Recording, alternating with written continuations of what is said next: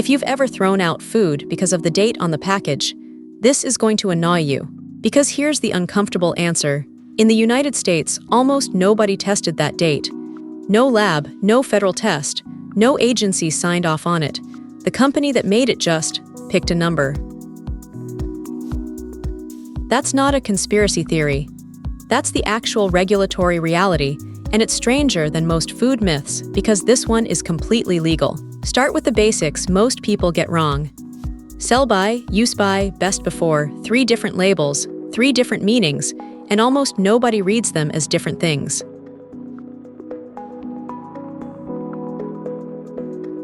Sell by is a note to the store, telling them when to pull it from the shelf. Best before is about peak flavor and texture, not safety. Use by is the closest thing to an actual safety claim, and even that one isn't required by federal law. There's exactly one product in the entire U.S. grocery store required by the FDA to carry a safety-based date: infant formula. Everything else, the milk, the eggs, the canned beans you've had since a move 2 apartments ago, that date is voluntary. So if the government isn't testing it, who is? Mostly nobody in the way you'd assume. There's no shelf life laboratory the USDA sends your salad dressing to. Manufacturer's estimate. Sometimes that estimate comes from real quality testing, taste panels, texture checks, oxidation rates. Sometimes it's closer to tradition. A rounder, safer-sounding number picked because it looks conservative on a label, not because day 47 is meaningfully different from day 61. And here's the part most people miss entirely: liability. Date labels exploded across American groceries not from a safety mandate, but from lawsuits. Once a few companies got sued over spoiled products in the 1970s, put a date on it became the industry's cheap insurance policy: cover yourself, not necessarily inform the customer. Meanwhile, the actual danger, pathogens like listeria or botulism, often don't announce themselves at all. No smell, no visible mold, no off taste. The just smell it test people rely on doesn't work for the bacteria that actually hospitalize people. So the label that sounds like a safety line often isn't one, and the risks that are real often skip right past your senses. Now the cost of all this confusion: food waste. The USDA estimates American households throw out about 1/3 of the food they buy, and confusing date labels are one of the biggest drivers. Not spoilage, not pests, just a printed number people treat as a hard deadline.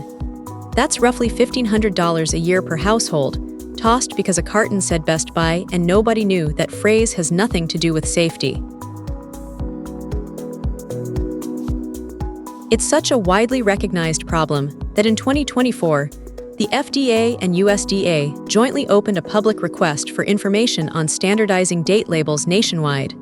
Because right now, each state can set its own rules on top of federal guidance that barely exists. 50 different patchwork systems, stacked on a label most people already misread. So what do you actually do instead? A few things that matter more than the printed date. Canned and dry goods, rice, pasta, canned beans, stay safe for years past the date if the can isn't bulging or rusted through. Eggs, drop one in water. Sinks and lies flat, it's fresh. Stands up, use it soon. Floats, toss it. Dairy is mostly texture and smell. If it's pasteurized, your nose is a decent instrument. Ground meat and poultry are the exception. Color and smell aren't reliable enough there, so for those specifically, the date is worth respecting.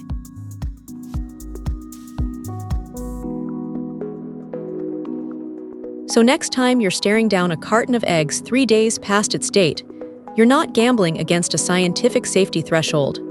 You're gambling against someone's marketing department's best guess from however many months ago, and in most cases, the eggs are fine. That doesn't mean every date is nonsense. Spoilage is real. Some products do turn. It means the label was never built to tell you that in the first place. So, where do you personally draw the line? Do you trust your nose over the date? Or does the printed number win every time? Tell me in the comments. I want to know if I'm the only one who's been quietly ignoring these for years. And if this is the kind of thing you like, the fine print nobody reads, the systems hiding in plain sight, subscribe. There's a lot more of this coming.